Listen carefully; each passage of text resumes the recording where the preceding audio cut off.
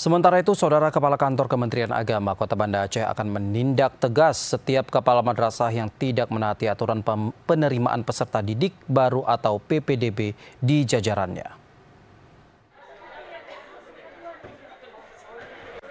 Kepala Kantor Kementerian Agama Kota Banda Aceh, Salman, menegaskan bahwa madrasah tidak boleh melakukan pungutan liar atau pungli saat proses penerimaan peserta didik baru atau PPDB.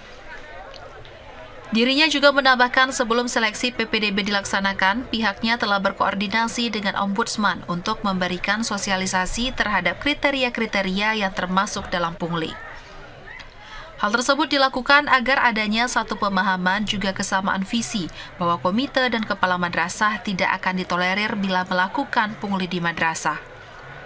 Hal ini juga dilakukan untuk menindaklanjuti adanya petani cabai yang gagal menyekolahkan anaknya di salah satu madrasah di Banda Aceh karena kutipan biaya masuk.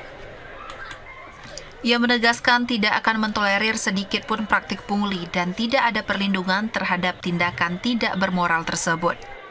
Tidak ada maksud kepala madrasah untuk memberatkan murid ini sudah diklarifikasi, maka saya katakan tuduhan, bukan membela, mereka tidak ada maksud.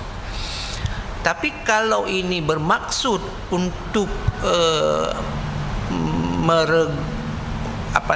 mendapatkan keuntungan finansial kepada oknum kepala madrasah, itu saya tidak tolerir, itu saya akan tindak. Makanya ini harus benar-benar dipahami oleh masyarakat bahwa Kementerian Agama, bukan hanya Kota Banda Aceh, dimanapun, itu komit bahwa pungutan liar di madrasah itu diharamkan. Salman juga mengapresiasi kepada masyarakat yang telah berani mengungkap praktik tidak terpuji tersebut. Menurutnya, viralnya kasus ini menjadi pengingat sekaligus bukti meningkatnya kepercayaan masyarakat terhadap madrasah. Dari Banda Aceh, Teguh Ferry, TVRI Aceh melaporkan.